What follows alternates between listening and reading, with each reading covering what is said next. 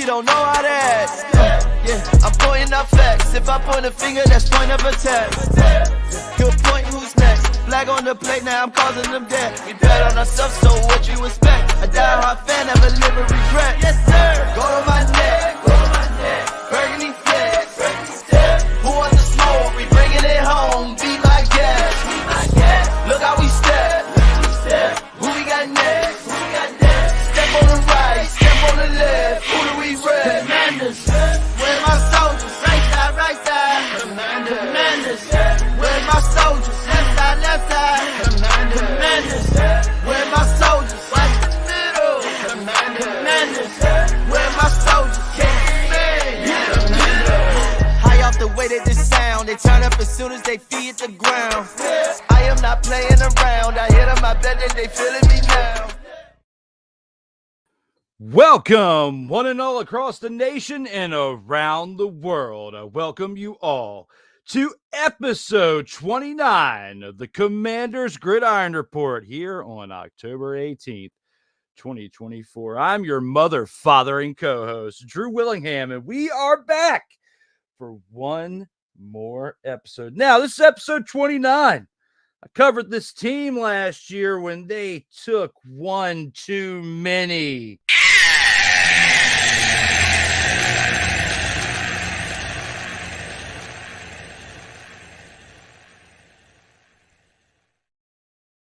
And even though they took one this past week, it wasn't quite that bad. When you look at the competition they had this past week in the Ravens, because again, the winning streak of 4 straight wins loses to a team that earned their 4th straight win. As we are here for episode 29, thank you to those of you who are just now tuning in between Team MBS Media, A7BN Sports, as well as Sertoba Media, where the struggle is real to be mother fathering awesome.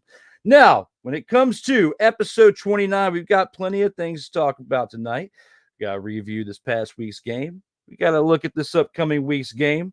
We got to talk about something else that's coming up a week from this Sunday, and an in-person appearance with my man Paul Kelly over there at Northwest Stadium, formerly FedEx Field. We've been there a couple times as fans together as it was FedEx Field. Then I went there a few times to cover them in the media. Hope to get there again one day soon with projects just like this and others. But this will be the first time I've gone back as a fan in 8 years. Looking forward to that in 2 weeks from this Sunday. We'll talk about that more, and we'll have content coming from that day as well. But right here and now, we've got other content to bring you. That is this past week's content from this past game. Again, I'm Drew Willingham, and welcome to this production brought to you by Sertoba Media, where the struggle is real to be awesome. And yes, the struggle is real to be mother fathering awesome. Drop your comments down below. I'll acknowledge them throughout the show. We are live before we get started officially. Normally this show is on Tuesdays at 1:05 p.m. Eastern time, but my schedule has been absolutely wild, which is why I have not been able to honor that on Tuesdays at 1:05, and I'm doing my best to do it on my off day, which is my first off day on Fridays when I'm not on call with my full-time job. So since I'm not on call, I'm doing the show right now. And earlier, I was slightly on call with some other things, personally, professionally. And it's been it's been one of those weeks, but I'm not complaining. You got to get it in when you can. And that's what we're going to do right here now. Thank you for tuning in. There will be shorts and clips brought from this episode at some point throughout the weekend. We got to get started with creating those clips and those reels right here in Mother, Father, and Now with the one and only First and 10. They are the Washington Commanders. New name, new marks, new uniform. Soldiers, are we ready for Operation Burgundy? Here with the First and 10. Again, we got to talk about the fact that the Commanders' winning streak ended this past weekend. Now, it wasn't in horrible fashion. Definitely got to look at how things were in week 1 when they faced the Buccaneers and lost 37-20. And this team, just like in this photo right here, has grown tremendously since that time. 4 straight wins. They came against losing teams. I said that in previous weeks. And this was the first true test. And it definitely was a great test when they went against the Baltimore Ravens this past weekend. 30-23 contest that definitely ended in the way that I had predicted, within a 7 to 10 point score difference. The Ravens were going to win this game, and I had predicted that last week. I didn't have enough time to pull the clip from it, but if you don't believe me, there's a playlist on this network on SHOWSTOPPER Media. You can click on it. Last week's episode, I called it. Now, it wasn't me being a hater. It was me being a realist and seeing what I've been seeing throughout the years. Even when they sucked, I watched this team each and every week, and I've seen tremendous growth. And you got to see the growth from the past few seasons. New coaching regime comes in. You have a culture change. It is a completely different team we're watching this year. The difference between this past week again and the previous 4 weeks, like I told you throughout this season, throughout last season when I brought the birth of this show when we were 4-13, that being the Commanders that we cover here on this platform, they've grown tremendously from episode 1 last year to now, episode 29. Even in a loss, they grew 30-23. As I brought it up, and I'll bring that graphic up here again. I did that. Yes, I did. It was fun. I made it by myself. You can probably critique it a little bit, just like some other things. If you think something sucks, let me know. I put this whole thing together. Now I'm here right now talking to you about what I saw after what I've created. Because I just hit the other camera, but we'll get to that later. Back here now, the shenanigans continues, as well as some professional football coverage with the Commanders right here and now, from last year to now. And you think about this 1st and 10, competing against this Baltimore Ravens team and losing by 7 points. It is a respectable day at the office. We're going to break it down more in the Burgundy Flex review. Jaden Daniels, against his quarterback of comparison that they're trying to say, with Lamar Jackson being the quarterback of comparison, you got to look at what he did in this game in comparison to Lamar Jackson. I mean, still, this kid is being really smart with the football. You cannot deny that of Jaden Daniels. Even in a game right here against the Ravens, you look at his stats. Didn't throw any interceptions. He's a very low touchdown to interception ratio on this season. One of the greatest rookie statistical seasons we've ever seen at this point. There's still a long season to go. And we also have to look at the fact that there are 17 games in a season.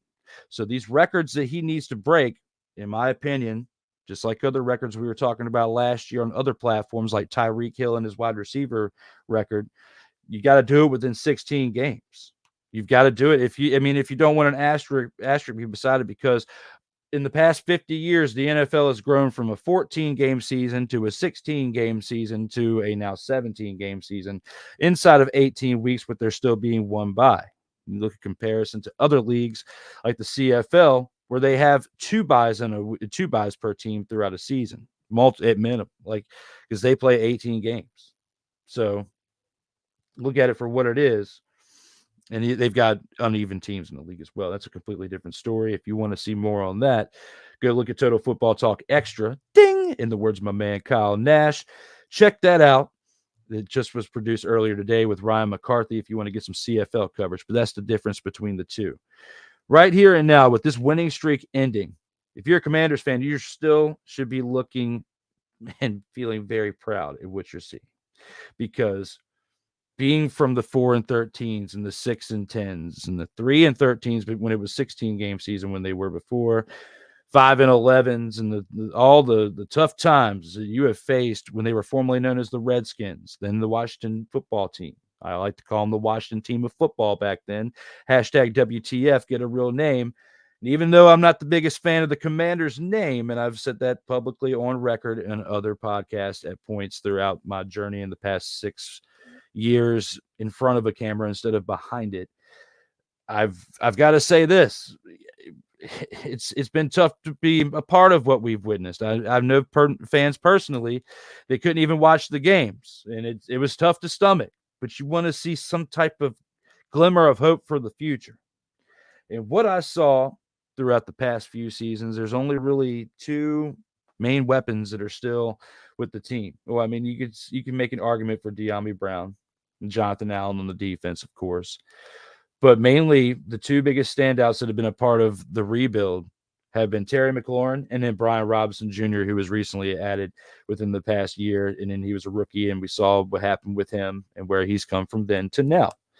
What they've built over there in a short period of time with 17 new starters on the team out of 22 starting positions, 11 per side, offense and defense is what we're primarily looking at here, not special teams. But 17 new starters in the NFL, and what they've done now at 4-2 through the first 6 weeks of the season, you've got to be proud of what you're seeing.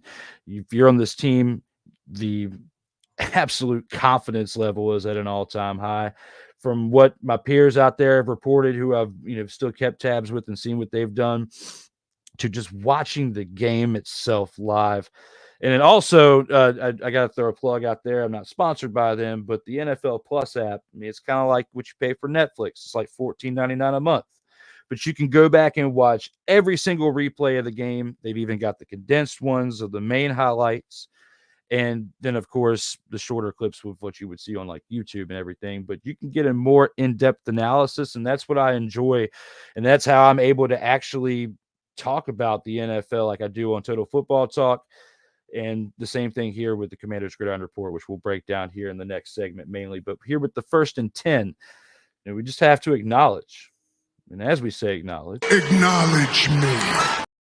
Acknowledge the fact that the streak ended this past week against the Ravens. And now with the Burgundy Flex review, we'll break down how that actually happened. Thank you for tuning into this broadcast brought to you by Sertoba Media, where the struggle is real to be awesome. But before that, I've got to acknowledge the comments here in the chat. First of all, this one was from 7 hours ago when I was initially trying to get this started. It was an early message before that. My man, Mickey Delaney, came in and said, let's go 2 hours before the initially scheduled broadcast was supposed to happen. Then I had to get on a conference call for work and some life and stuff in between. And then Total Football Talk Extra was at 5. That's every Friday. So this show had to get pushed back a little bit further back. So Mickey Delaney jumps in and says, let's go. Got to acknowledge the comments here in the chat. Also, Sick Diggy is back here, says, what's good with everybody? And I appreciate you tuning in there, my man, as he was here earlier with Total Football Talk Extra, bringing some great comments in there. And my man, Paul Kelly, name dropped him earlier because me and him have got some great seats that, where hard work pays off. We get to, relish in that. We got some great seats. We're going to have a great time here a week from Sunday. So, yes, we're going to watch the number 1 overall pick versus the number 2 overall pick that day. And he can't wait, and I can't wait either, because it's been almost a decade since we got to go check out a game as fans. I've been there 3 times in the media, covering it since we went, 8 years ago. But, when you get to a point when you're thinking about it earlier in the year and the team is playing pretty well, I mean, it's worthy enough to go see live, and we haven't been able to do that really in our adulthood, because back when they actually had that good leap of faith back in 2012 when RG3 was there, it was balling on a budget times. And I remember we got some free tickets to go the year prior when they were playing bad enough to draft RG3. That was the first time we went 13 years ago. So for the 3rd time in 13 years, me and my man Paul Kelly are going back. This time for the first time since it's been renamed Northwest Stadium, and since it was FedEx Field. Don't even get me started on the name change. Y'all already know right here, okay? You got a relic right here. So somebody who really knows this fathering team known as the Commanders, formerly known as the Washington Football Team, or as I like to say, the Washington Team of Football, #WTF, or the formerly known as the REDSKINS, politically correction. Don't get upset. Don't be a snowflake. It's history. And I've got the ancestry to prove that this is legitimate as well. So don't even get me started on the whole name change thing. But right here and now, as we're back on track with all that, let's take a look at our next segment, as we got to break down this past game and how we got to this 30-23 score for our opening segment in the 1st and Mother Fathering 10. Week 6 in the books right here on paper. But how did it happen? let's take it into that segment and look at the Burgundy Flex review. Go to my neck, Burgundy Flex. Who want the smoke? We bringing it home. Be like that. Here are the Burgundy Flex review. Shout out to Darrell Owens as well for the great shots that he brought from this game. You know, he's giving me the green light on sharing these. That's why we can take a review at this and the NFL not get upset by showing clips during the show. And, you know, put a mark on our YouTube channel or tell them, hey, we can't do that. No, we don't have that issue going on here because we have legitimate photos. Scary Terry right here for the Burgundy Flex review, celebrating after one of his decent plays he had on the day. You know, with him, he wasn't the leading receiver on the day, but he did get the leading amount of scores as he got 2 touchdowns on the day and was big in this game as well because he's been big for this team since, you know, the rejuvenation of the team, the rebuild of this team. He's been there, and I applaud his services. So besides all that, here and now, you got to take a look at the pictures within the side of the game. So the Burgundy Flex review right here. There it is. Austin Eckler. This man right here stepping back into form at certain points throughout the year, but not in this game against the Ravens because the defense definitely contained him pretty well. He had 9 carries on the day for 21 yards, averaging 2.3 yards per carry. He did muster up 4 receptions for 47 yards. Didn't get any receiving touchdowns, but arguably what he's done throughout the entirety of the season has been a big part to their success when healthy, because he did have the concussion that knocked him out for a couple of games. But when he came back as a receiving back, Austin Eckler proved that what he did with the Chargers, he could bring and was more than capable of doing it with the Commanders. But the issue still is there, and the big question mark of, can he stay healthy enough to continue to do this on a consistent basis? Because if this team is going to make a run at some point in the future, not in 2024, but in the future, they need someone of the capabilities that what Austin Eckler can provide for them, but they need it consistently because that's what this team has lacked. They've had flashes in the pan at certain points throughout the past 10 years or so, but this is the first team that anyone of a fan of this franchise has had a glimmer of hope of even making the playoffs in quite some time, let alone actually making some noise.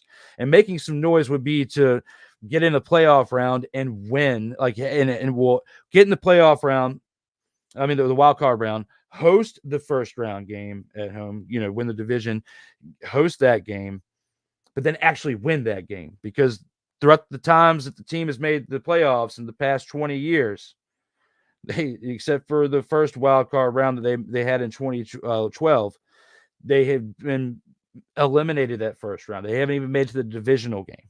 So a big win would be for them to make the playoffs this year and win that wild card game in the first round and make it to the divisional round. And then if they get eliminated, it's still a win because of what you had from last year and building into this. I have gotten so much heat before I go into any more pictures. I've gotten so much heat on TikTok for the video that I put up there about the Commanders are not going to the Super Bowl. Like I'm just saying, like, because there's people out there, if you live in Virginia and what they started doing over that 4-week span. Oh man, Jay Daniels, best quarterback in the league. They're going to the Super Bowl. Like, you got to have more pieces than just the quarterback alone to make a run. But 2, you have to have consistency, and you got to see what he does against the high-caliber teams like the Ravens. He did prove that this team has something special for the future in that game, but they need a couple more pieces that I feel like they can get within the next offseason or 2, and then you'll really see a team, like I predicted earlier this year, that within the next 5 years I can see them in the Super Bowl. But I didn't say about anything about winning yet. But in the next 5 years I can see them there. But they need a few more pieces during this offseason and next to get there. And Austin Eckler, back to my original point, with what he's done throughout that 4-week span when healthy, has been a big part of it.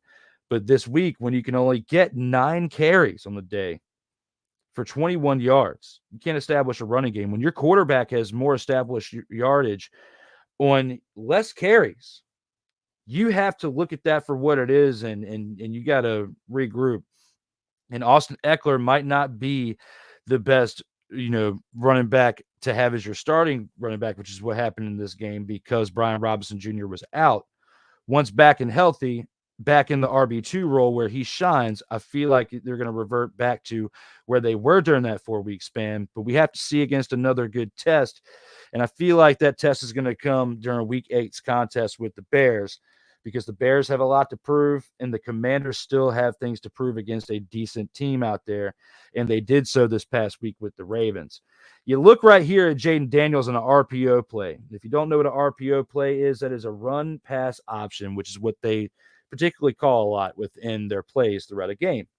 And that's why I give a shout out to NFL Plus and their app, because if you pay for their services, $14.99 a month, I think they probably should sponsor me now. They've talked about it twice. You could see all these different breakdowns and plays, and you can see where the defenses have a hard time, because just when you think it's going to be a run, he drives back, throws a pass, or scrambles out to the right, throws a dart. That's what happens.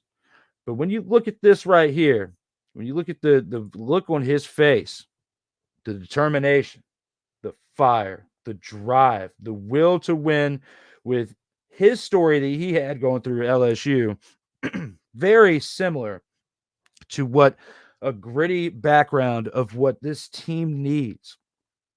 An established culture of kids and adults, coming in, kids that are like 22 years old, fresh out of college, being able to buy into this based on the type of backgrounds that they've had. Can't come, from wealthy backgrounds and not have the drive or the hunger to want to win. And that's what I see in Jaden Daniels. His father played defense, in his college career, but Jaden actually made it this far, and you could tell that he wants it. If I've sent some people that I've got the video of where he's wearing the VR goggles, and what that brings to his intellect within the game. He's breaking down defenses better as a rookie than most quarterbacks are within 10 years in the league. And scoring 23 points on the other team, you can definitely argue that it's definitely still working, because the kid had 6 carries on the day for 22 yards. That's more yardage than your actual running back in this game, for one. But for two, you didn't turn the ball over. You didn't have any fumbles. You didn't have any interceptions. You were 24 of 35, which is still a very solid completion to attempt percentage. It's a little bit more humanized based on what we've seen him do, but 24-35 is still respectable. Throws 269 yards for 2 touchdowns on the day, Jaden Daniels does. So looking at that for what it is, you have to be excited if you are a Commanders fan, because this is solid quarterback play that you're getting, and a quarterback that also can move and is elusive enough to where this is better than what a fan saw back when the Redskins had Robert Griffin III in 2012 at his peak before he got hurt. So this is a better run than what he started out with, but he is very small. I'm very, very concerned about the frame. Still, I know a lot of people are saying that too, but it's just, I'm still concerned about it, but this is a different time. This is a different era.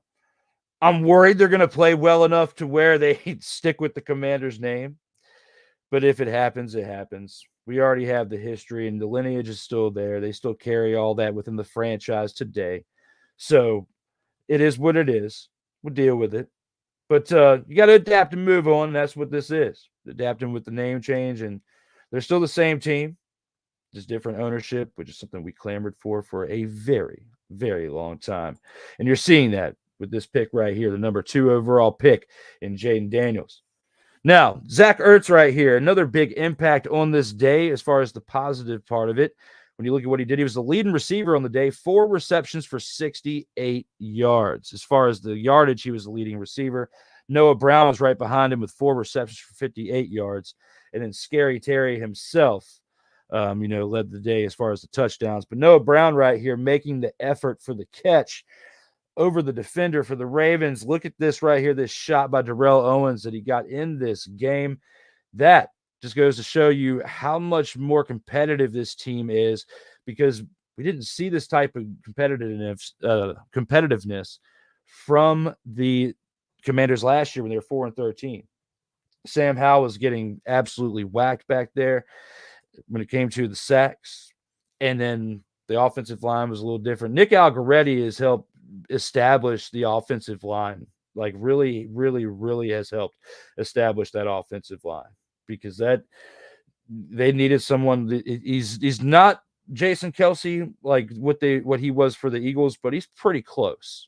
It's pretty close as far as the leadership that this team needed. And Nick Algoretti has helped establish a strong offensive line that I think needs one more addition during the offseason on that unit, another tackle.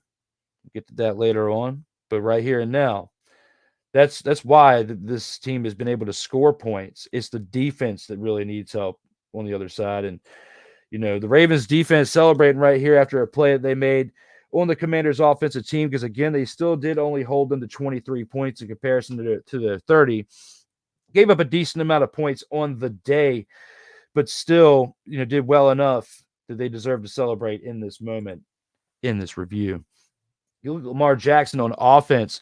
This guy, MVP of the league before, and he could be again if he continues to do what he is doing. He did have an interception that he threw, which is, the score was close, but it arguably could have been a more wide open of a score had he not thrown the interception in that play. But here, he is orchestrating what he wants done within this play. You're looking at the highlight of what he did. 323 yards on the day, was 20 of 26, had a higher completion percentage than Jaden Daniels. And Derrick Henry, the running back, definitely helped make that a thing. But Zay Flowers was his leading target. 9 receptions for 132 yards on the day. Mark Andrews, who you see in the photo, had how many catches did he have up? 3 catches for 66 yards and 1 touchdown. But the big factor, on top of their celebration right here with Mark Andrews and Lamar Jackson, the big factor in this game, like in most games this year, was Derrick Fathering Henry. King Henry himself. Look at what this guy did on the day. 24 carries, definitely establishing the run with carries like that. 132 yards on the ground for the day, averaging 5.5 yards per carry, which every 2 carries you're getting a first down with this guy. That's absolutely MVP-like numbers. 2 touchdowns on the ground does King Henry. He is not a receiving back, so he didn't have any type of receiving numbers, but 24 carries for 132 yards and 2 touchdowns. In an era where we see running backs, they're used as dual threats, more so might be 75-25 running to receiving, but it's not that often you see a running back in the NFL who only primarily runs the ball. And King Henry dominated in this game. Look at what he's doing right here as well, fighting for the first fathering down. He himself, along with another man we'll talk about here in a second, were absolutely huge besides Lamar Jackson. And you have to take a look at what our old friend, not our old friend for the Commanders, but the old friend of the NFL, Justin Tucker, did on the day. 3 of 3 for the day on field goals, 45 for his long, and had an established 12 points on the day with the extra points throughout this game. So, looking at it for what it is, looking at this game, you got to face up against King Henry. You got to face up against Lamar Jackson, former MVP. You got to face against somebody who has been the best kicker in the NFL for quite some time. He's also had his struggles throughout this year, so for him to be 3 of 3 on the day was huge for him. But for King Henry to dominate the way he did, for Lamar Jackson to still only have 6 incomplete passes, one of them being an interception, which, yes, he did throw an interception and Jaden Daniels didn't. This game could have arguably been more wide open than what it was, because from start to finish, the Ravens were driving the bus. I mean, in the first quarter, it was tied with field goals. But in the second quarter, they started to open it up a little bit because they scored 2 touchdowns to the Commanders' 1. With that being said, they had a 17-10 lead going into halftime. It's still close. And again, the game ended with a 1-score difference. But looking at it for what it was, in the third quarter, the Ravens scored 10 points to the Commanders' 3. And then the only quarter where the Commanders actually scored more points than the other team in this one was in the fourth, when they scored 10 points to the Ravens' 3. But still kept the Commanders from scoring any more than that, which is why they won by 7 points. So right here and now, when you're looking at this game for what it was, it's a good sign for the future. Very good sign for the future. If you're able to keep up with teams like the Baltimore Ravens, who have been a favorite for the Super Bowl all season long to get past the Chiefs in the AFC Championship, it's not saying that this team and the Commanders is going to do the same thing by getting to the NFC Championship and going to the Super Bowl. They could make a run in the first couple rounds in the playoffs, but I don't see them making the Super Bowl quite yet, and most people don't either. So right here now, let me take your comments before we go to commercial break and see what you got going on here. Sick Diggy's in the house saying, this rebuild has been quite a journey for the Washington franchise. It absolutely has. And for that, I will give my man this.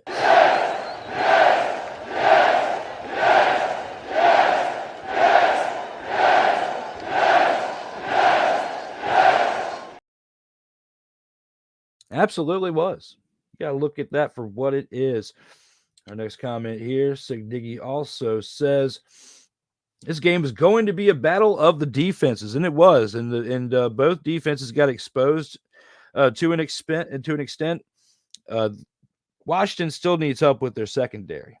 That's been exposed all year long. It really has been, and I've made a statement for that. The Vikings signing Stephon Gilmore was huge for theirs.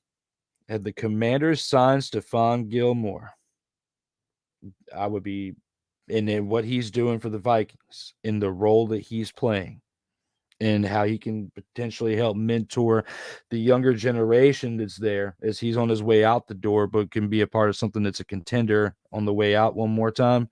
The Vikings got a steal with him, that 1 year, $10 million deal.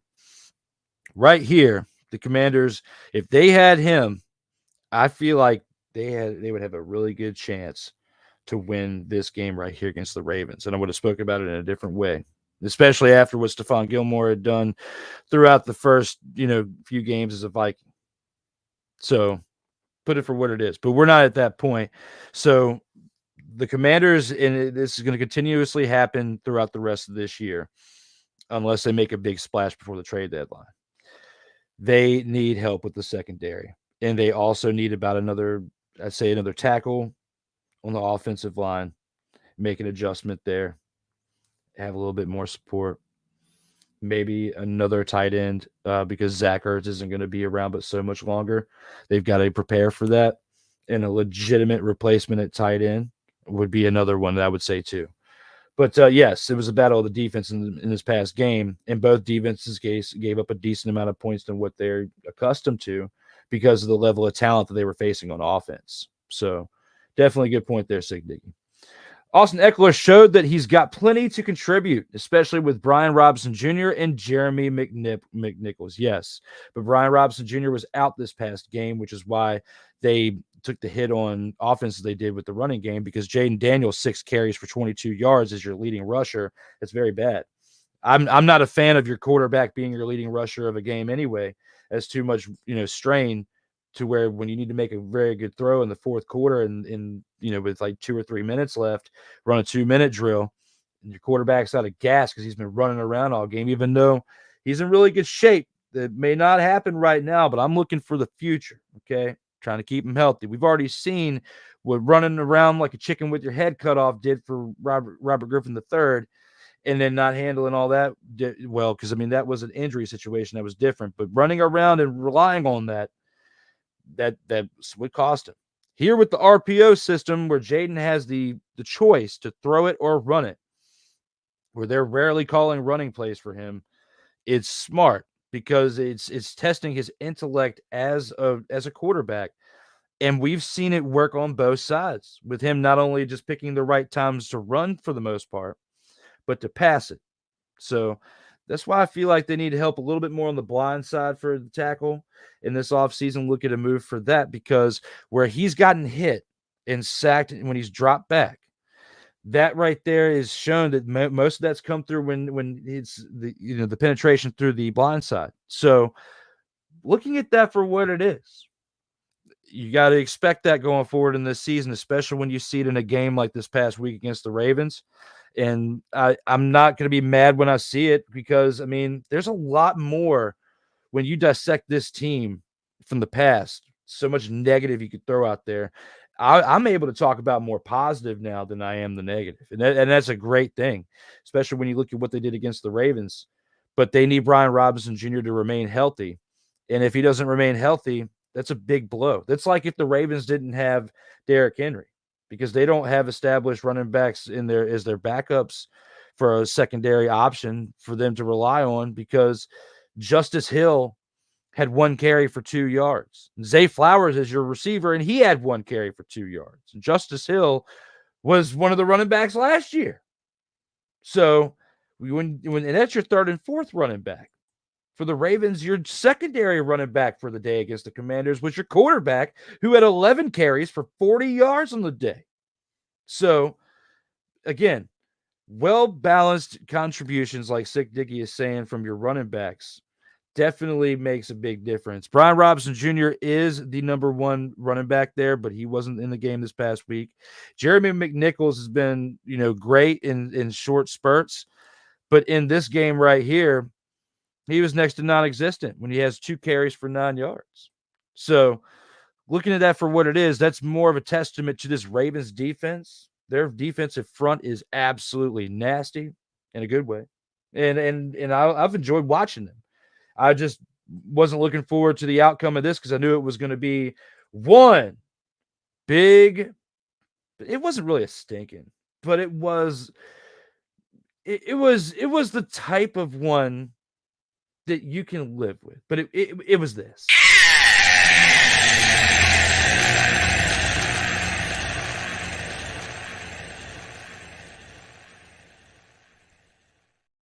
Shout out to my man Cole Johnson for the production on that one.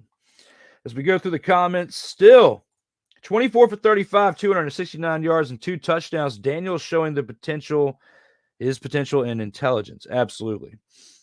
The video of him with the VR headset, in the practice with that, where most guys are out there playing Call of Duty like Kyler Murray, who we call Kyler Duty on Total Football Talk, because he plays so much Call of Duty, and I think he's in some some online sports, team or something like that from the last time we were talking about him, but I don't know about right now. But Jay Daniels spends that off time. He's not out there partying, getting all up in the hype during the season, which is smart. Live during the off season a little bit, but during the season, he's all locked in and doing whatever he can to prepare for the next game. And he was already doing this in college, putting on a VR headset and practicing even when you're not at practice, and that much dialed in. And that's why you're seeing the results on the field. Yes, 24-35 for 269 yards and 2 touchdowns with no turnovers. Definitely showing a lot of potential and intelligence. And it's been amazing to watch. I had so much hope in Sam Howell before. But I officially will sit here and say I was wrong about Sam Howell. I was excited to have somebody from the East Coast go in there, but now that we've seen Jaden Daniels come out there and do what he's done at the level of preparation that he puts in each and every game, it just goes to show that when you have the next man up, you can definitely take something from that and incorporate your own style. And this is another great example of how technology is helping us in a lot of ways. There's ways out there that technology can hurt us, if we use it the wrong way. But Jaden Daniels with the VR work, that's paying off right here. And that video that a friend of mine sent me recently that I shared out to others is definitely, I feel like, a huge impact on top of his other preparation that he puts in physically. But mentally, that is where it comes in. Ertz, McLaurin, Zacchaeus, Eckler, Luke McCaffrey, as well as both De'Ami Brown and Noah Browns, were very productive with the passing game. The offensive line protected the pocket quite well for the most part. Yes, they did. But there were certain parts throughout the game. There were a few plays where the defensive line got a little bit too close. Okay. The offensive line can grow and get a little bit better. I'll give you that as a unit, but I still feel like they need one more piece on the offensive line for consistency, because the Ravens aren't the best team that they can face. And there's still divisional games that are going to be tougher than what this Ravens game was. You look at, it got started when they played the Giants, and it was 7 field goals to 6 on the day. All right, that's when this run started. And what they've done to this point when they're playing against a team like the Ravens, it's a huge turnaround. But overall, I'm still not fully sold on the offensive line, and the secondary on defense needs a little help. I like their linebacking core. I like their defensive front. But, Jonathan Allen also, getting banged up. The Commanders, they've dealt with injury woes as well. I mean, looking at what's going on with all that, that's another big blow to the defense. You got to look at what's going on there, and consistency is key. And that's what we're going to be talking about for the rest of the season and on other programs too when it comes to this game of football. This was a close game, and the Ravens refused to lose at home. Absolutely. And the energy of the crowd was big too, because, it was literally what they labeled it as, the Battle of the Beltway. You had fans on both sides there, but the Ravens, they were there a little bit more for their team at the end. And it paid off very well.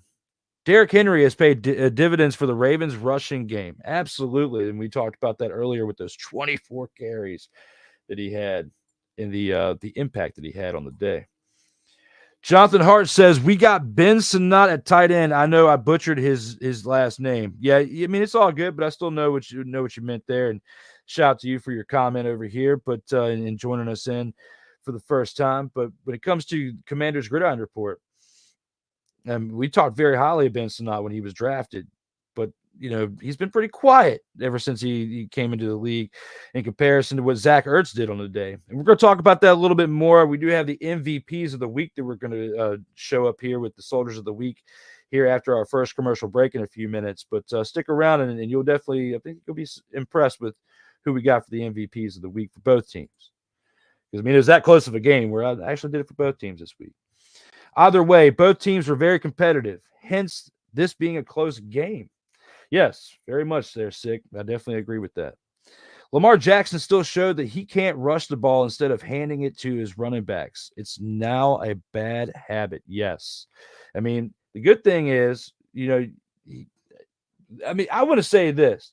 It's good that what we're seeing with Derrick Henry over there, and it's more of a balanced running game.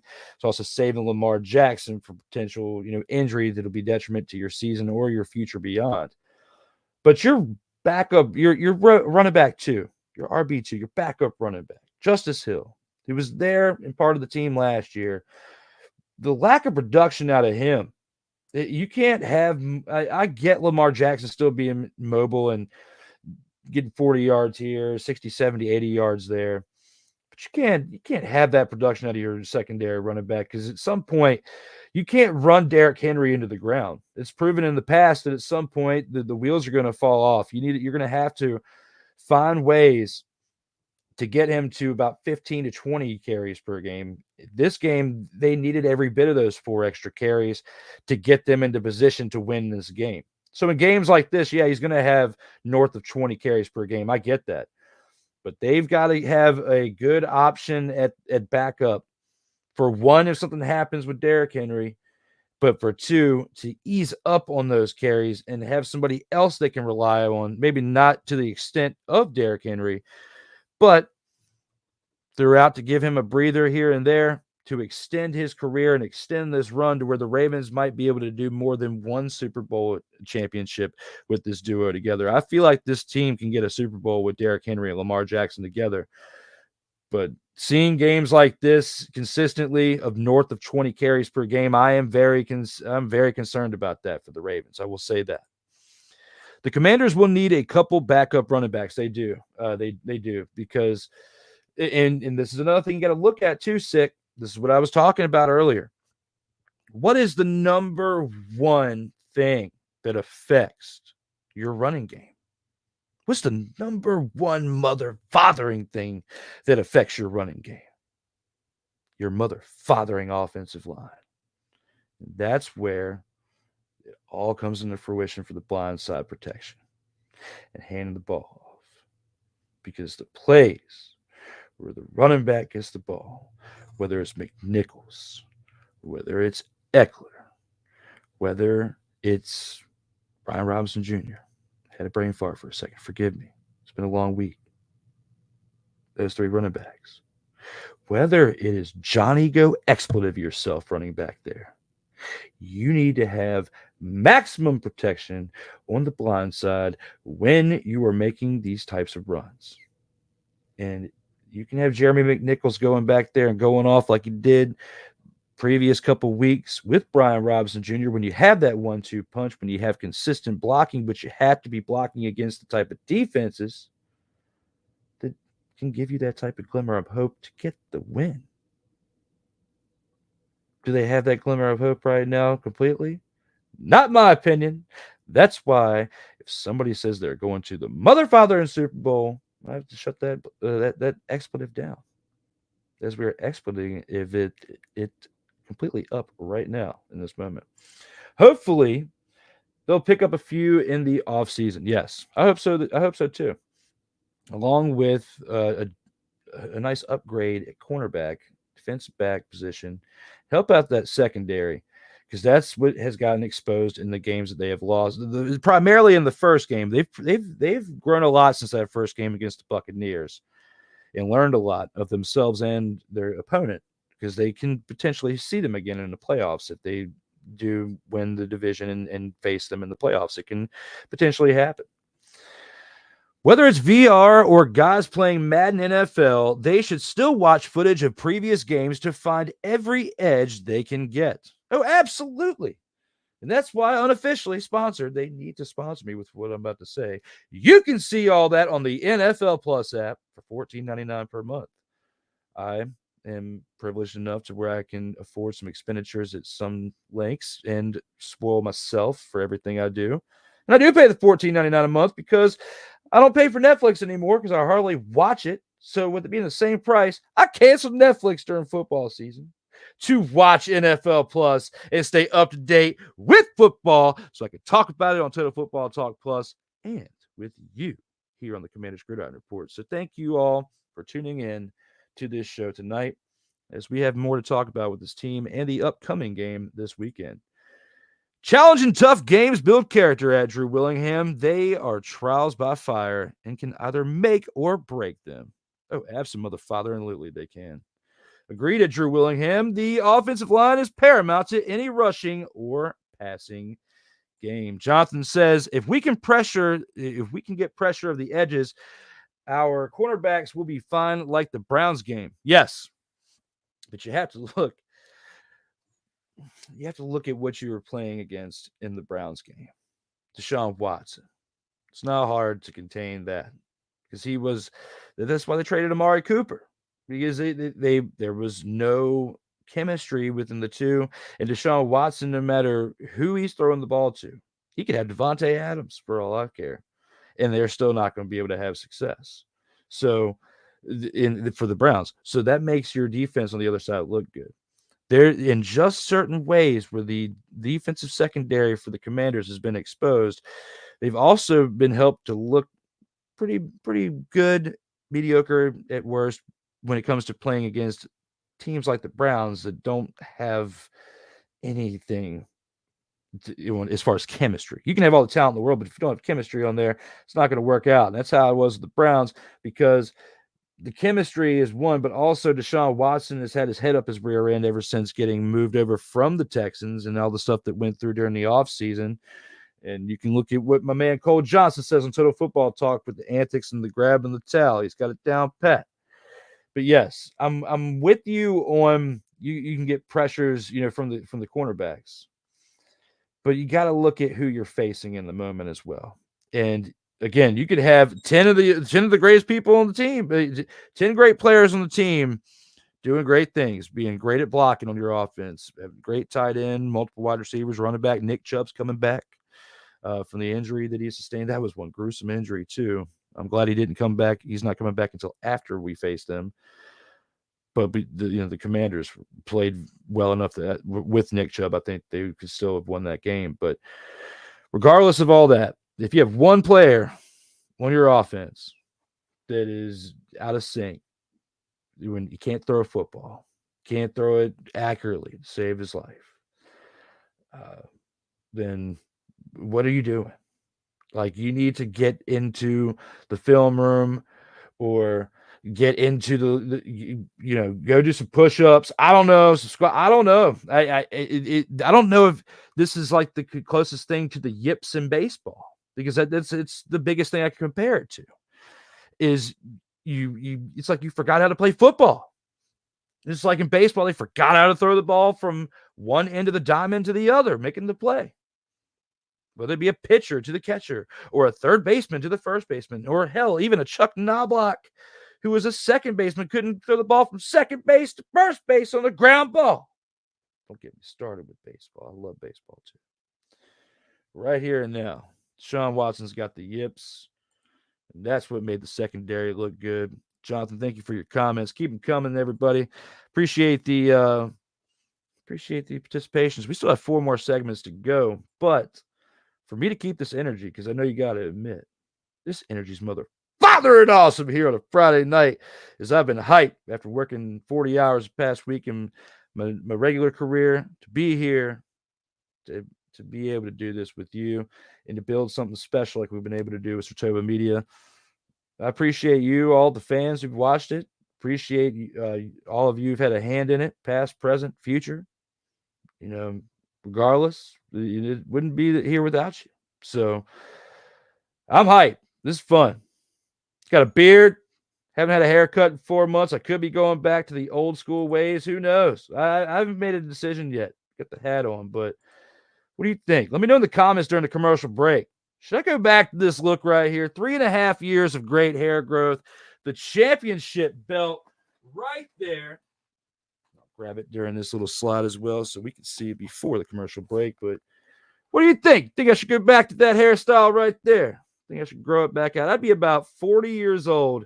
Actually, I'd be 41 if I let it grow out to be that long again. That was 21 and a half, almost 22 inches. What do you think? Do you think I should grow that hair back out? 4 months. Haven't got a haircut. Starting to get a little shaggy. Haven't made a decision. Let me know. What do you think? Right here and now, what I do know is we are going to go to a commercial break. But when we come back, we got more to talk about. We got to give the MVPs for this past week. We also have to preview this upcoming game against the Panthers. There's going to be some more shenanigans along the way. I'll see you after this next commercial break. Commanders, where my soldiers, right side. Commanders, where my soldiers, left side. Whether it's news, the largest egg producer finds bird flu in chickens at a Texas plant, weather, devastating tornadoes rip through the heart of the United States, inspiration, a breast cancer survivor completed the journey of chemotherapy, and now begins a future one of matrimony or sports. Michael Jordan is shown on a photo with Diddy. LeBron James has a video extolling the virtues of a Diddy party. This has been yet another beating a dead horse presentation. We got you covered. BS3 Network, in association with Comey Media Incorporated, proudly present The Morning Shift with Cole Johnson. Live every weekday at 8 a.m. Eastern, 7 a.m. Central.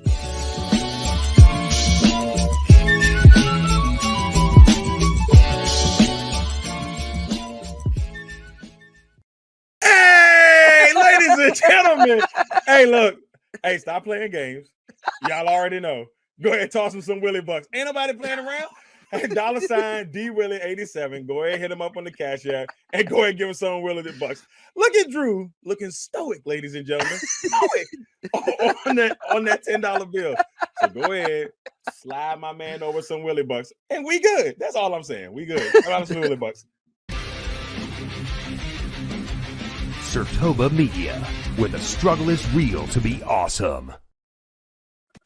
Drew Willingham. In this case, yeah, you put the blame on Kyle Shanahan for apparently not preparing the team enough for the overtime rules, supposedly. Cole Johnson. Peyton was considered a winner, and he was the darling of all darlings for Gerald. With a special appearance by Tyrone Alizé McDummy. Ain't nobody calling me. Text delete, delete, delete, delete, delete, delete. Join these two football enthusiasts as they give you Total Football Talk. Live every Monday at 11 a.m. Eastern, 10 a.m. Central on the Surtoba Media and the Comey Media YouTube channels.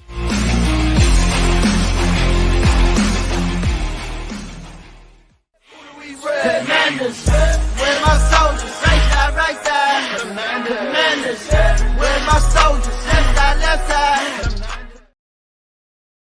Welcome back to the Commanders Gridiron Report. As we just talked about the Commanders' winning streak ending in loss to the Baltimore Ravens. It's October 18th, 2024. We are here and we are live. I'm Drew Willingham. We are back for episode 20, Mother-Fathering 9 tonight. With that being said, let's take it to our Soldiers of the Week, who we discuss our MVPs from this past Mother-Fathering game. Where my soldiers? Right side, right side. Commanders, where my soldiers? Left side, left side. For Soldiers of the Week, this week is a little different. Look at both teams, because both teams did pretty good. The Commanders didn't absolutely suck. So I felt like they deserved to actually be in the running for, Soldiers of the Week. Why not? They deserve it. Give them a break. They did what they did, and they didn't play horribly. So give this team their credit where it is due. Now, when we look at this, we have to acknowledge the fact that we've got multiple players on both teams. Normally, it's 3 per side that I would pick in this case. And, well, there was an honorable mention that we were doing for a little bit as well, but we're going to kind of steer clear of that right now. But for this one, we're going to take a look at the Ravens first. For the Ravens, the graphic disappeared. Oh, no. Well, let me click a button. Bring it right back. Here it is. The Ravens. Lamar Jackson. We talked about it earlier. 20 of 26 on the Mother-Fathering Day. He also had 323 passing yards, a passing touchdown, and an interception. You also got to look at Zay Flowers, 9 receptions for 132 yards on the day, 24 carries for Derrick Henry, King Henry. I would say for him, he was the number 1 Soldier of the Week for the Ravens, as he put up 132 rushing yards and 2 rushing touchdowns. That is who I have as the Ravens picks for the Soldiers of the Week. For the Commanders, you got to take a look at Zach Ertz, who definitely turned back the clock a little bit when you look at the fact that he had 68 yards on 4 receptions for the day. Terry McLaurin had 6 receptions for 53 yards and 2 receiving touchdowns, along with Jaden Daniels, who had 24-35 completions out of attempts for 269 passing yards and 2 passing touchdowns. He also added 6 carries on the ground for 22 yards as well. When you look at this from this team, between the Commanders and the Ravens that they faced this past week, very competitive team, especially led by Derrick Henry on the rushing attack and Lamar Jackson in the air. Looking at this for what it is between the Ravens and the Commanders, these are my Soldiers of the Week from week 6. You can dice it up however you want between the Ravens and the Commanders. And if you disagree with what I have here for my 3 MVPs for the 2 teams this past week, let me know here in the comments, whether you're watching on Team MBS Media or A7BN Sports or on Surtoba Media, where the struggle is real to be awesome. Surtoba Media, where the struggle is real to be awesome. And now we got to look at your comments that we got here in the chat. We got some during the commercial break. And Jonathan said, I just subbed up. Thank you. I appreciate it. We are one step closer to 1.26 thousand subscribers on YouTube for Surtoba Media and Team MBS Media, as well as climbing the ladder. And we have had this show on that network, since last year when I debuted this show. So, but Sartoba Media is definitely the birth of it all. That is my own brand that I've done in-house and with friends like Corey Mann, Cole Johnson, Kyle Nash, and their content they have brought. This, Corey's debuts tomorrow, which we'll talk about here later in the show. But, between the work that everybody's done and even helping me out with my own content, being great guests on my other shows that I've done besides this one, this platform wouldn't be what it is today without them. And also wouldn't be what it is without you and the viewer. So thank you very much for everyone who's contributed. And the new subscribers, the ones who've been here, who will watch this at parts while it's live now or even later, because it is Friday night. This is an unexpected time. I tried to schedule this 5 times earlier in the week, and just life and work and everything else, I had to do it when I could, and this is the first chance. So, but Paul Kelly says, grow it out, bro. I might, man. I might just do it just because Paul Kelly said it, but I've been thinking about it. Yeah, grow it out. Got the championship belt there. We're taking that to the game when we go next week. Not going this week against the Panthers. We're going next week against the Bears. We'll have some content from that because I will bring the shenanigans with my camera in the parking lot, not in the game. Phone only. But right here and now. We're not using the phone. We're using technology as in cameras and computers to make this show happen. Growing it out just might be a thing. Sick Diggy also says the numbers don't lie. They don't. So there it is. So shout out to you as well for being a big part of that and helping me out here with the camaraderie within the comments. And now we're winning, so keep your hair how it is. Okay. Because they're winning, I can't cut it. So there it is. The people, that's probably going to be one of my biggest arguments if somebody says anything. The Commanders are winning, so I can't cut it. We'll see. But I got hats, all sorts of stuff to keep it professional. Everything will be all right. But now back to the Commanders show with the MVPs and the acknowledging of the comments and everything in between. Still got more to talk about. It's not over yet. That being where we go to the showstopper to break down what is next within that and what we see for improvement for the team. High off the way that this sound, they turn up as soon as they feet the ground. I am not playing around. I hit them, I bet that they feeling me now. Here for the showstopper. What adjustments can the team make to improve from the week 6 win? There's not a lot, to be honest. The biggest thing that they got to do is they've got to establish the run outside of their quarterback. They need Brian Robinson Jr. healthy. Depending on that and how things go within their running game, if they can establish a run and get more out of their offensive line and get a little bit more protection on the running attempts to where they can attempt more runs, that's going to be your difference maker. That's going to be the number one thing between that and your secondary coverage. So when you're playing against a team like the Panthers, it's not going to be the same type of competition that you had the previous week within the Ravens. But that being said, you can't take them lightly either, because you look at what happened with the Falcons. Now, the Falcons didn't take them lightly, but they were just competitive because they're interdivision teams. This right here is not an interdivision team, but it is, I would say close to local rivalry to an extent, not like the Battle of the Beltway with the Ravens, but, just a state over is Carolina, and that's where the Panthers are at in Charlotte. So it's right here. At times when they were more competitive, it was more of a rivalry, to the point to where when the Commanders formerly then at that time were the Redskins, there were people I know that were jumping off the Redskins team wagon that they had been on throughout the 80s and 90s to be fans of the Panthers. Okay. So looking at this, even though the Panthers team is not competitive right now, to an extent that we have a whole lot to worry about, where you're looking at a different week before with the Ravens. You're not preparing for that type of team, but you still have to prepare. And I feel like with the culture that what we've seen and established within the locker room over there, they're going to be focused and ready to go. There's not going to be any type of lack of focus in this game. The only way that the Panthers, I feel like, can beat the Commanders this week is if they find some way, somehow, to expose that defense to the extent that they've been exposed, like in the first game with the Buccaneers and this past week with the Ravens. And at certain points throughout that winning streak, they were as well when it came to the secondary. That's the part that you got to be concerned about.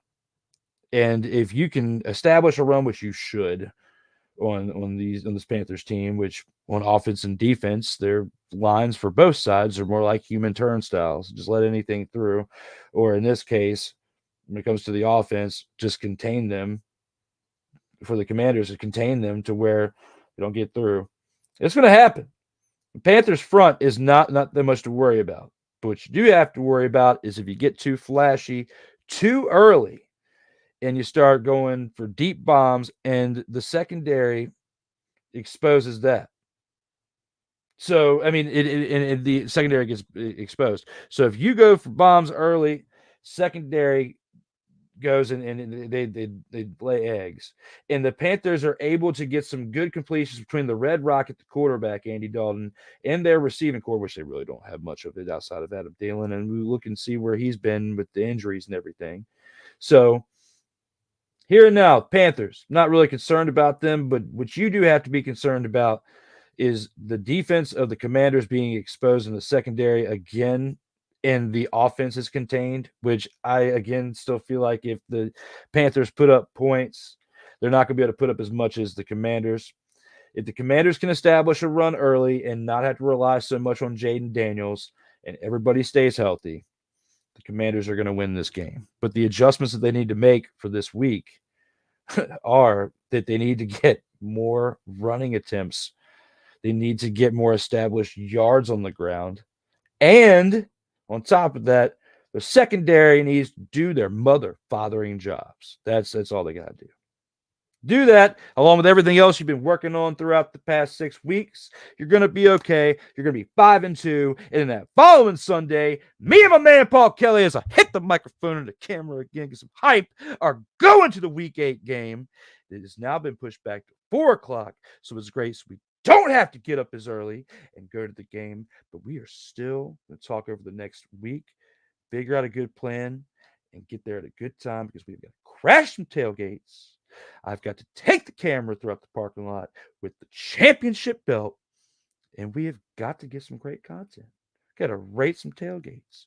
We got to crush a few Steve Weisers, and we got to show the fans the lineage with the arm right here, and everybody unite because sports unites everyone, and so does this brand known as Surtoba Media, where the struggle is real to be mother, father, and awesome as we click the button. Surtoba Media, where the struggle is real to be awesome. I may be a little excited to go to this game, but yes, we're going to have a great time. Looking forward to it, my man. As he said earlier, he cannot wait, and neither can I. How motivated are the Panthers going to be this Sunday? It's a big question. I think they're going to be motivated because of, you see the type of turnaround the Commanders have made in a short time, and the Panthers have regressed tremendously in that time that the Panthers have improved. You got to look at the ownership. I don't think they're going to be motivated because there's so many things going on within that franchise. It's tough to be a member of it from what it appears to be like between the reports and the body language on the field. There's a lot of question marks within that franchise that, just like what you just asked, how motivated are they going to be? I don't think they're going to be so motivated, my man, but we shall see. As well as the home field will also be a big factor. They'll be the 12th man in that game. Yes, because the next couple weeks are at home. So it's an advantage for the Commanders, for one, because you had the Battle of the Beltway last week, which wasn't that far of a travel. And the next 2 weeks you are at home. So they're going to be well rested. There's no jet lag. Even in a loss to the Ravens last week, it brought them closer together, and you learn a lot from losses, and especially ones to the caliber of what happened last week. The home field will also be a big factor in this game, tremendously sick, Diggy, but as well as the 12th man, the fan, being a part of that home field. You're spot on with your analysis. Panthers got like 6 players out, and we will win by 14 or more. Yes, which is with our last segment. I get to that in the final drive. So very, very, very good. Spot on with that, Jonathan. As when it comes to that, I'm agreeing with you, but I got a little bit more sauce to add to that when we get to that part of the show, which, speaking of which, we do have one final commercial break that we got to go through. Look, got to plug my other work. All right. Got to bring you in for the other days, because there's Mondays where I'm on this channel. This show's normally on Tuesdays, but, lately it's been on Fridays because of, life. I'm hoping to get it back on Tuesday afternoons here soon. And then I'm also here on Fridays as well for Total Football Talk Extra. And there's other things that I'm going to be producing that won't be live like this show is, but that will be pre-recorded, produced, and set up as just regular videos on the channel. So you're going to see me on here quite other times throughout the future. So the energy is still going to be there rocking and rolling as long as I'm not breathing. And as long as the health remains to be balanced nowadays as it's improved. So here it is. 10/18/2024, and we are here live in action. Or if you're watching this after we are live, thank you for tuning in and checking out the replay. As well as Jonathan says, in fantasy, would you start Jaden versus the Panthers or Lamar versus the Bucs? Oh, I'd start Jaden versus the Panthers defense all day over Lamar, because Lamar's the Buccaneers defense is not as good as the offense led by Baker Mayfield. They put up a lot of points, but also given up a decent amount of points this year. But I feel like the Panthers defense is a lot more suspect than the Buccaneers. So we've talked about that on Total Football Talk throughout. We just did our 59th episode this past Monday. So episode 60 will be this Monday. It's 11 a.m. to 2 p.m. every Monday morning to afternoon. So check us on out, or you can check out the replay on this channel as well.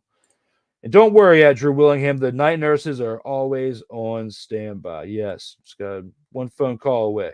But when it comes to that, when it comes to this, we got one more commercial break. Keep those comments fired off during the commercial break. I'll bring them up before our end of our show. We do only have 2 segments left. We got the opponent of the week, and we've also got the final drive where we have to talk about the Panthers, go a little bit more in depth with that. Got a couple more graphics and things to play for you in that time as well. But I got one more set of plugs I got to get, as well as a 2-minute break for myself. I'll see you here in about 2 minutes. Commanders, where my soldiers, right side. Commanders, where my soldiers, left side. Everything Boston. I love you morons. New Kids on the Block, New Edition. Dear whatever the law firm is. Sincerely, the U.S. Supreme Court. Ben Affleck, Matt Damon. Go yourself again, Jason.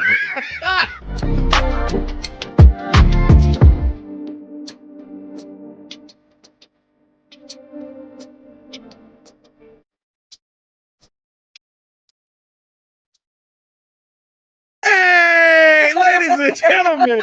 Hey, look. Hey, stop playing games. Y'all already know. Go ahead and toss him some Willie Bucks. Ain't nobody playing around. Hey, $ DWillie87. Go ahead, hit him up on the Cash App, and go ahead and give him some Willie Bucks. Look at Drew looking stoic, ladies and gentlemen. Stoic on that $10 bill. So go ahead, slide my man over some Willie Bucks, and we good. That's all I'm saying. We good. How about some Willie Bucks? Sertoba Media, where the struggle is real to be awesome. Oh, yes. The tradition, the pageantry, the spectacle, the history, the slut. Wait. I gotta rep my brother's stuff right. All my DMV soldiers, stand up! And welcome to the Commanders Gridiron Report. If you want your Commanders to be repped right, well, D. Willie is your man. Commanders Gridiron Report. Every Tuesday at 1:05 p.m. Eastern, 12:05 a.m. Central. On the Sertoba Media YouTube channel. Music by J.KUL. Where my soldiers, right side. Commanders, where my soldiers, left side. Commanders, where my soldiers, right side. Commanders, where my soldiers, left side. Welcome back to the Commanders Gridiron Report, episode 29 on October 18th, 2024. I'm your host, Drew Willingham. We are back from our final commercial break. No more commercial breaks. Everything's over. But hey, I do all the talking here. This is a show by myself, so I had to get some water, Got to get old Aqua, stand up, stretch, get the blood flowing. Where do you think this energy comes from? Can't sit here the whole time for an hour and 15 minutes and be able to still get down with the get down, especially after taking one certifiable.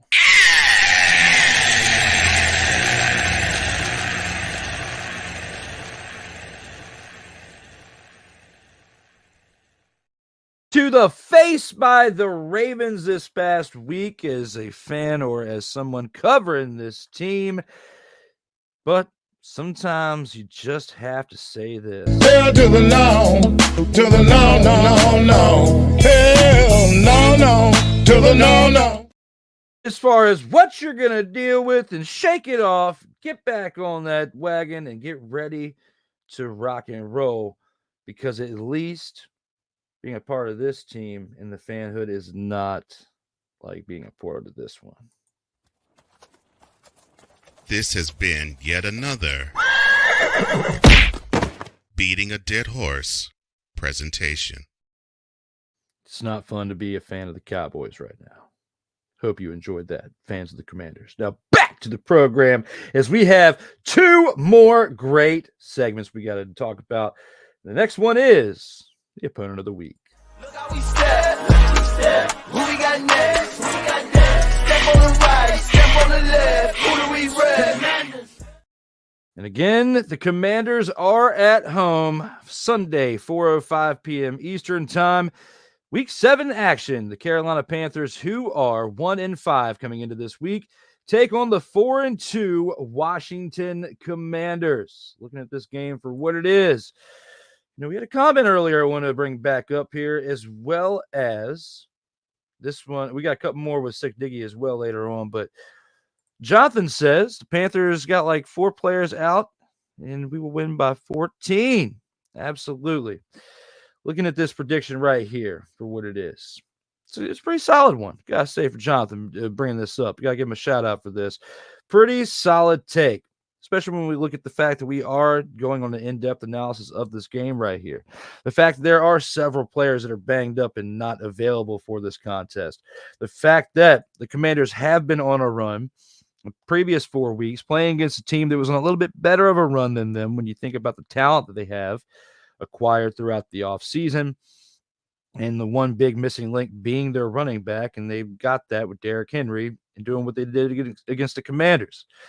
This Commanders team needs a little bit more time to gel. They're doing a great job of gelling within the past 5 weeks since that week 1 loss that they had.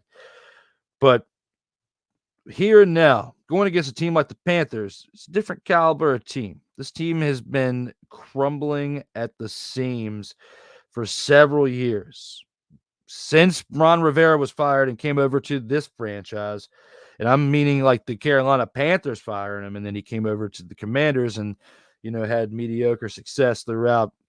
And then, of course, we saw the demise towards the end, but a lot of that was the ownership, the culture, and the things that were going on throughout that tenure. Here and now, Panthers and Commanders, completely different types of matchup. When you look at before, it was like the toilet bowl of the week. It was very, very ugly to watch the matchup if you were to have this a year or 2 or 3 years ago between these two teams. Now, it's ugly for one side, more than likely for the Panthers, as the Commanders, if they play their cards right, which they have so far this season, there's no reason for me to say that they won't. I'm expecting this to be a lopsided victory in favor of the Commanders. And I have not predicted this at all this year. I've been very, very straight and narrow, and I've also predicted some of these games earlier in the season that they would lose, and they ended up turning around and winning. And 2 of those 4 wins I predicted wrong. The last 2 I predicted right. The first 2 I predicted wrong. I predicted them to lose against the Giants. That was wrong. I'm predicting them to lose. I'm predicting the win against the Giants, predicting them to lose against the Bengals and the Cardinals, and they surprised me there. So thinking about that and growing within the process, I'm going to say here and now that even if the ones I predicted, I didn't predict any blowouts. This is going to be the first blowout prediction I've had all year long. I have not had one. And with that being said, I'm going to predict, I'm going to probably be wrong again, because usually when it comes to the blowout scores, I'm wrong. But I'm going to say the Commanders win 38-13. Somehow the Panthers get a field goal. No, somehow they get a touchdown, and they score 2 field goals, and they put up 13 points. The Commanders put up 5 touchdowns and a field goal. Cruise behind a decent running game in this attack against a defense in a defensive front that human turnstiles. I'm predicting them to win by more than 14 points. It's a great prediction by Jonathan. Like I said, he said 14 points or more, so he's still within the wheelhouse. But I'm saying 38-13. That's like a 25-point difference. So I'm predicting a 25-point blowout here between the Commanders and the Panthers, but favoring the Commanders. So my prediction, 38-13, the Commanders win this game at home, 4:05 p.m. Eastern time this Sunday. If you like it, let me know in the comments. If you don't like it, let me know in the comments. If you don't mother, father, and care, let me know in the comments whether you are watching now live or during the replay. Let me know what you think, because I'm here. You can see me. I am not John Cena. Now, back to the program. You should know your role and shut your mouth. All right, I'm trying. Stop it. Get some help. All right, give me a break. I was just trying to throw a total. Surprise, motherfucker. These buttons out here, sometimes they click themselves. What? Maybe they do. What? Maybe they don't. What? Oh! Yeah. Yeah. Let's give a shout out to the people in the chat. There's a couple more comments out here. First of all, before we do that, all I gotta say is this to y'all in the chat before we even get to that. What's that? Is that's what we're literally doing when we go through the comments. Shout out to you guys. Jonathan says, stack the box and make the Red Rocket beat us. Exactly.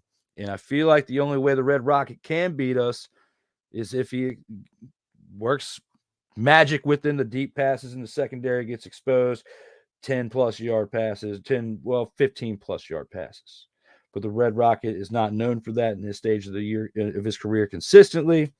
So that's why I feel like there's a really good chance that this blowout that I'm predicting, the first blowout I predicted for the Commanders to actually have as a winning part. I predicted blowouts for the other team to be favored in, and I did that last year when they had the 4-13 season.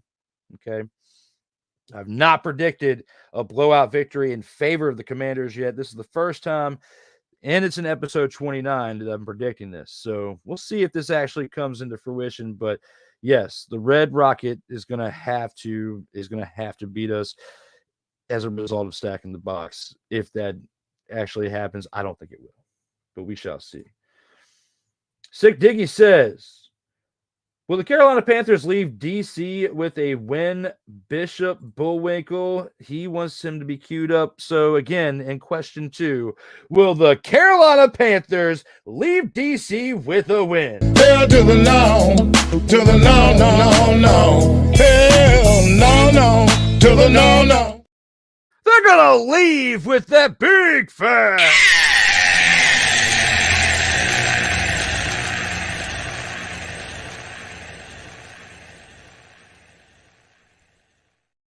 This is if the Commanders were to stare down to the Panthers in this kind of promo. You may claim to be the best in the world, but I'm better than you. And you know it. Because the Panthers are an absolute You know it, and I know it. And maybe. You can't handle the truth. Come on now. Acknowledge me. Got a great set of buttons to click. Now, back here. When we look at this program for what it is, they will leave there with an L, not with a win.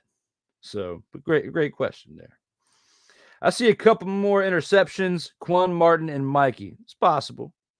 It's possible, but I'm not sold on this secondary, man. I'm just not sold.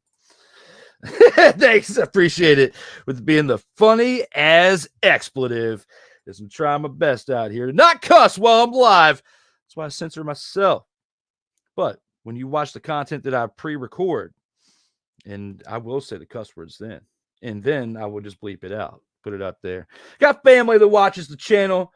You know, don't want them to get upset with me with certain things, and I can possibly censor myself. There's growth out here, brother. But if we have a conversation off the air, I cuss like a sailor. But I will expletive it up while we were out here live on the airwaves, because certain content that I produce is on radio stations. This one, not yet. Haven't really pushed it that much yet, but consistency is key, and we'll see how things are with next year, with it one step at a time. And as always, if this is your first time to the platform, subscribe now and never miss out on new content. We still have one more last segment to get to. Let's go ahead and take it to that with the final drive. We bet on ourselves, so what you expect? A diehard fan never live with regret. Yes, sir. And here with the final drive of the Commanders Gridiron Report, we got to talk about this team heading into Week 7. You know, we had the prediction of 38-13. You know, my closing thoughts when you put all this together, like I've said in the previous episodes leading up to this, since, you know, we started this back up for this season, it's been exciting to watch.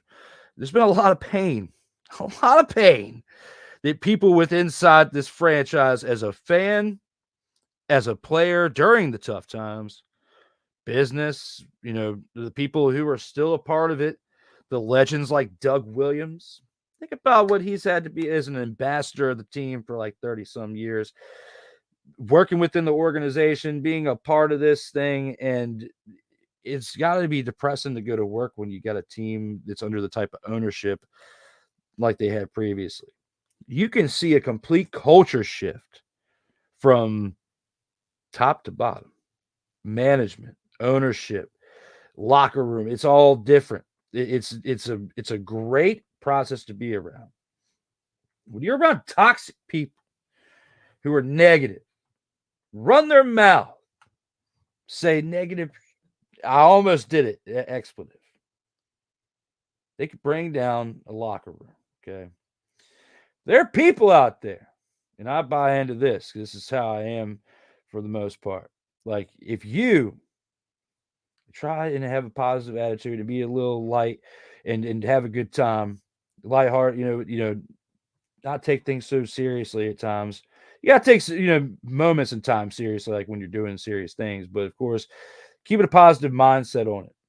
If you have a negative mindset on things, it's not going to work out. If you're doing negative things to hurt the detriment of the franchise, which is what was going on with the Commanders before, when they were formerly known as the RADSKINS for a 2.5 decade span of that tumultuous ownership, it's going to affect the team at some points, which is why they never could be consistent with greatness during that time. There was no such thing as greatness during the Dan Snyder era. We're starting to see a rejuvenation and rebirth into a franchise to where when this ownership that came in and took over and said they want to restore the greatness of this franchise from their history, they won 3 Super Bowls within a 9-year span for a reason. And although it had a lot to do with Joe Gibbs and the talent that they acquired in the way they played, it all stemmed from the mindset and the culture that was established throughout that time. And although the game of football is much, much different today in 2024 than what it was 35 and 40 years ago when Joe Gibbs was coaching this team and getting them on that track, 40 years ago, they were just coming off of their first Super Bowl, and this was before they had their next two. It all started with the way the culture was built within that locker room. Of course, you got to have the talent. Of course, you got to have great coaching and motivation. But coaching was different back then. As if you listen to what Bill Belichick has said and as a coach and to what other people who have played in these past decades in comparison to now, the way they coach is different. The way the game is played is different. There's a lot of different factors in today's game.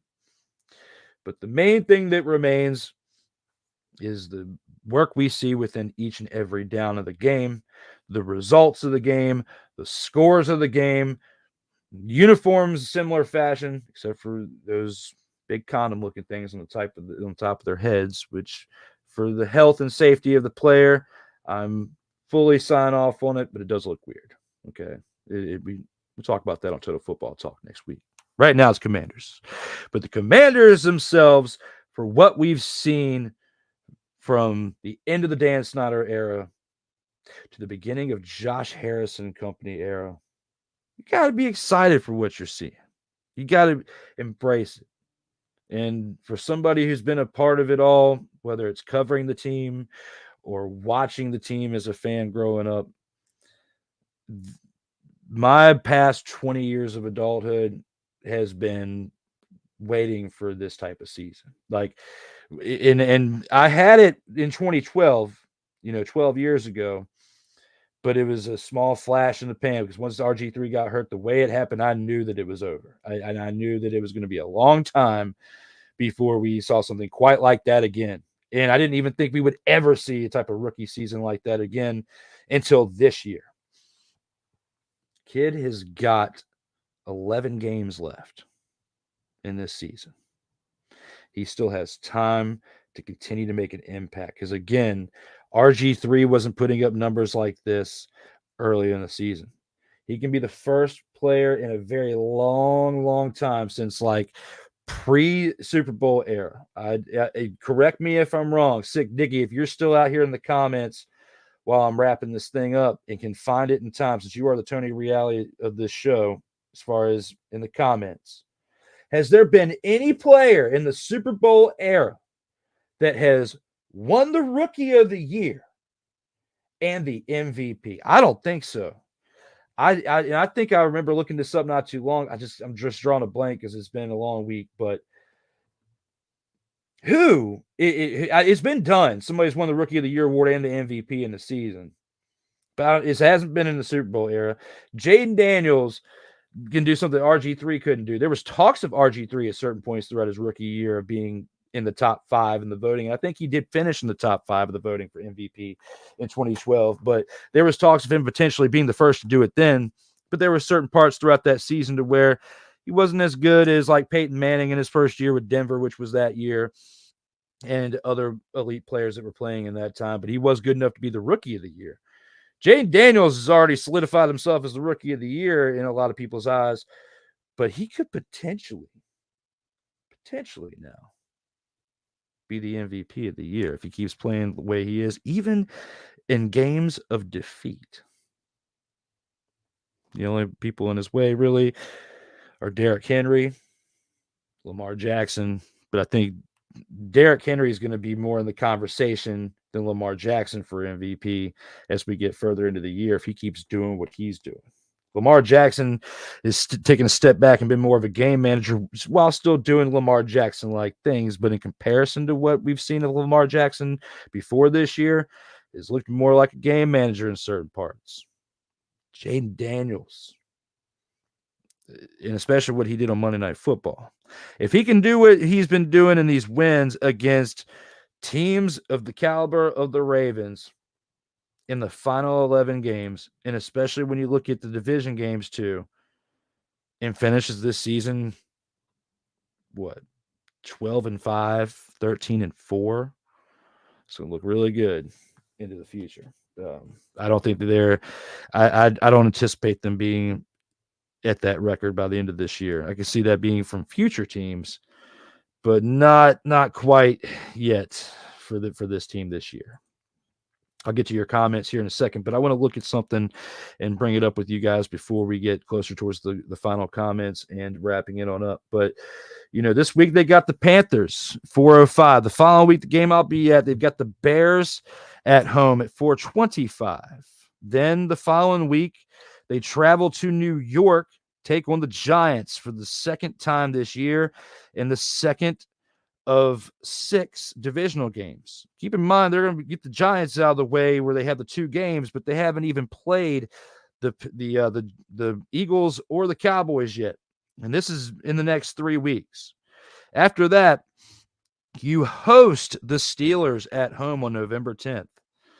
Then you have a short week because on Thursday night, you travel to Philly to take on the Eagles. And that's going to be a tough game. Followed by the following week, you do get a 10-day break because you do have that Thursday night game against the Eagles, but you have to turn around and play another divisional game where you host the Cowboys at home. These are tough games that you're going to be having later in the year. So getting these wins now is very important for any type of run this year because despite what's happened with the way the Lions beat the Cowboys, look at how the Giants have been overall, and they still have been very competitive with divisional matchups. That's how it's always been in the NFC East. No matter if a team hasn't won a game yet within that division, they're still a threat to your record at that current moment and can serve you an L in that moment. Don't you take them for granted. The Titans, though, I'm not worried about them. They face them the following week when they have them at home, especially if Will Levis is still playing at that point. Jeez, man, throwing 95 yards last week was absolutely terrible. It was a complete joke for that Titans team. And especially if the Saints are playing to the caliber of what they played last night on Thursday Night Football, you got to take a look at the game on December 15th, which is after their bye week. They have that week before. They have a bye week very late in the season, about week 13-ish. Yeah, week 13, because then they play the last 4 weeks of the season on weeks 15, 16, 17, and 18, as those games are the first one I just said against the Saints on the 15th. Then you've got another home game with the Eagles this time on December 22nd. You also host the Falcons the following week on December 29th. And in your following game, you wrap it up as you go to Jerry World to play the Cowboys, which could have some serious implications, not so much for the Cowboys, but the Cowboys could be motivated if a win for them serves up as, something that could affect the Commanders potentially either A, making the playoffs, or B, a seeding that takes away from a home field game, or whatever the case may be. Both of them could still be gunning for the last wild card spot for all we know at that point. So that very last game against the Commanders against the Cowboys in Jerry World is going to make a big impact. But right here and now, when it comes to week 7, Commanders are winning this game. Don't you worry about that. They're going to get their 5th win of the season. They've already, gotten as many wins so far this year with the 4-2 record as they had last year when they were 4-13. So there's still a lot to be proud of when you look at this Commanders team. But right here and now, the one thing that we got to be proud of is that we together, as you, the fan, and me, the producer and talent on this show, put together one great show. I had fun tonight. There's not many things I can do in the podcast game where I do by myself and have a good time. But this episode tonight was definitely a blast. And we got to get back to the final comments before we round it on out. Jonathan says, "Hail to the Commanders." I still wish it was HTTR, my man. And he says he definitely subs it up, and I appreciate it. And that was in response to what I was saying earlier. And only rookie to win MVP was Jim Brown. Yep, that was pre-Super Bowl era. I was thinking about that. I wanted to say Jim Brown, but I wasn't 100% sure. So I'm glad you were able to look that up for me. And I'm going to the Bears game as well. All right. Well, hey, man. Well, you'll have to, if you're in that area or whatnot. I think I'm like, let me see where I'm at, man. So I got to look at this picture real quick. At least tell you the section that I'll be in. But the section that I'll be in for it, where is that mother fathering picture? Section 139. I'm not gonna tell you the row. I don't want to completely throw myself out there. But if you're in section 139 or in that area, You're 134. Okay. Well, man, you know, if you see me, I'm gonna have some Commanders gear on. And I don't know if I can take the championship belt into the stadium or not. This one, I know I'll have it in the parking lot. Let's put it back in the truck before we go in. But I'm gonna have this. This is the championship belt. This it's gonna be there. It's gonna be in the flesh. Just the hair will not be there anymore. But yeah, week 8, be at the Bears game. Hope to meet you up there at some point there, my man. Let's tune in next Tuesday. It should be next Tuesday. If not by latest, it'll be Friday. But next Tuesday, I should be back here with episode 30 if things go according to plan. We shall see. Other than that, there's been one great episode here for episode 29. Thank you to those of you watching on Team MBS Media, on A7BN Sports, or on Sertoba Media, where the struggle is real to be awesome. It's time for us to look at one more thing, and that is one badass outro. I'm Drew Willingham. Just like I say every single week, please, for the love of everything out here, stay safe out here in these streets. Commanders, where my soldiers, right side, Commanders, where my soldiers, left side, Commanders, where my soldiers, watch the middle, Commanders, where my soldiers, now we step, where my soldiers, right side, Commanders, where my soldiers, left side, now we step, where my soldiers, watch the middle, Commanders, where my soldiers,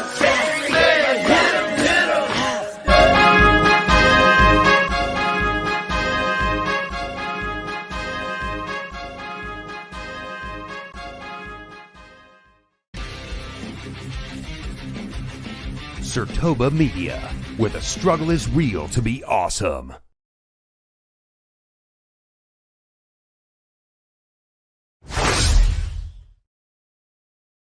You don't have to go home, but you got to get yourself on up out of here. Thank you for tuning in to this episode 29 edition of the Commanders Gridiron Report on October 18th, 2024. And please, as always, stay safe out here in these streets.